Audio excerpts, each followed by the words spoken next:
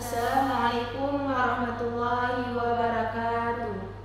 Saya Deva Novriana Putri. Saya Zahratu.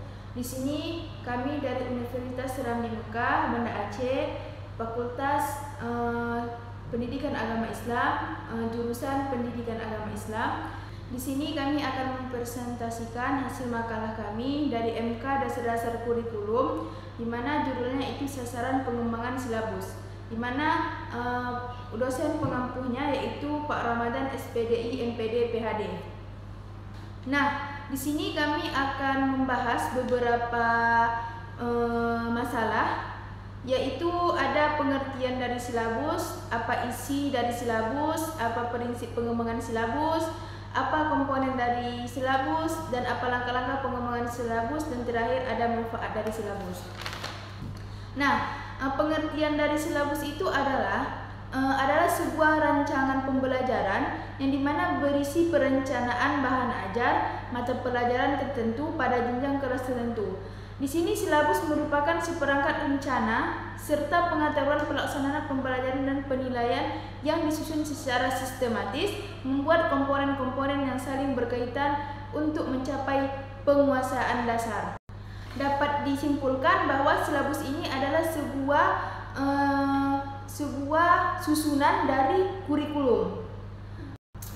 Nah, yang kedua ada isi dari silabus, di mana isi di sini ada beberapa poin, ada tujuan dari mata pelajaran. Jadi isi silabus itu harus ada tujuan mata pelajaran. Yang kedua ada sasaran mata pelajaran. Selanjutnya ada keterampilan yang diperlukan agar dapat menguasai mata pelajaran.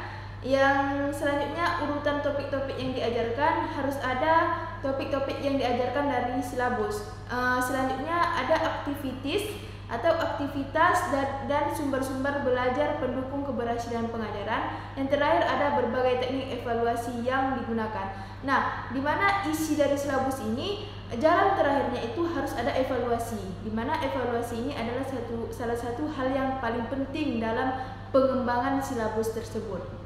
Nah, selanjutnya yang ketiga ada prinsip pengembangan silabus, di mana di sini ada beberapa poin juga. Yang pertama ada ilmiah, selanjutnya ada relevan, selanjutnya ada sistematis, konsisten, memadai, aktual dan kontekstual, fleksibel, dan terakhir ada menyeluruh.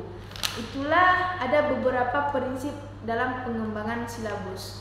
Nah, yang keempat ada komponen dalam silabus, yang dimana komponen dalam silabus akan dibahas dalam langkah-langkah pengembangan silabus nantinya. Nah, yang kelima ada langkah-langkah pengembangan silabus. Yang pertama itu mengisi identitas silabus. Mengisi identitas silabus itu terdiri dari nama sekolah, kelas, mata pelajaran, dan semester yang bersangkut paut dengan sekolah. B adalah menulis standar kompetensi, yang dimana kemampuan peserta didik yang menggambarkan seperti pengetahuan, sikap, keterampilan, dan nilai yang diharapkan dicapai pada mata pelajaran tertentu. Selanjutnya mengidentifikasi materi pokok. Yang mengisi identifikasi materi pokok itu dapat berupa fakta, konsep, prinsip, dalil hukum, kaidah, prosedur, keterampilan, sikap, dan nilai.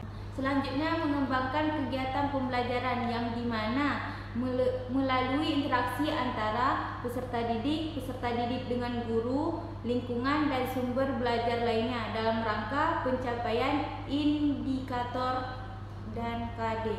Dan selanjutnya ada menulis kompetensi dasar, yang dimana kompetensi dasar merupakan sejumlah kemampuan minimal yang harus dimiliki peserta didik dalam rangka menguasai standar kompetensi mata pelajaran tertentu.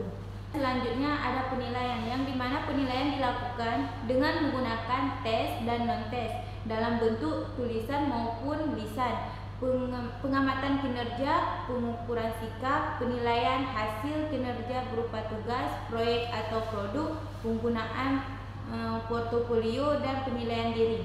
Terakhir adalah menentukan alokasi waktu, yang dimana alokasi waktu itu adalah sejumlah waktu yang dibutuhkan untuk tercapainya suatu kompetensi dasar, dengan memperhatikan yang pertama minggu efektif per semester. Yang kedua, alokasi waktu mata pelajaran. Yang ketiga, jumlah kompetensi per semester.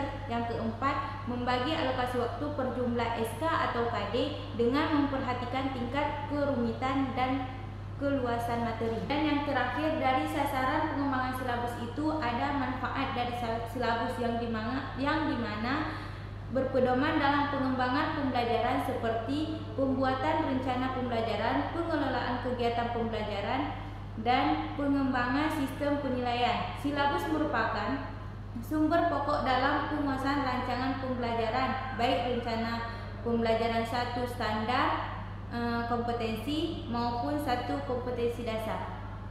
Nah, jadi kesimpulannya adalah silabus itu adalah sebuah rancangan pembelajaran yang dimana berisi rencana bahan ajar mata pelajaran pada jenjang yang tertentu, yang dimana dengan hasil seleksi atau pengelompokan, pengukuran, penyajian materi kurikulum yang dipertimbangkan berdasarkan ciri kebutuhan daerah setempat. Nah, di samping itu, silabus juga merupakan salah satu produk pengembangan kurikulum dan pembelajaran yang berisikan garis-garis besar materi pembelajaran, di mana ada beberapa prinsip yang mendasari pengembangan silabus. Di antaranya yaitu ada ilmiah, memperhatikan perkembangan dan kebutuhan siswa, sistematis, relevansi, konsisten, dan kecakupan. Nah, mungkin itu saja yang bisa kami sampaikan. Jika ada yang kurang paham atau ingin bertanya, mungkin boleh ditanyakan nanti di kolom komentar ya teman-teman. Saya Devana Firiana Putri. Saya Zahratul. Kami pamit undur diri. Assalamualaikum warahmatullahi wabarakatuh.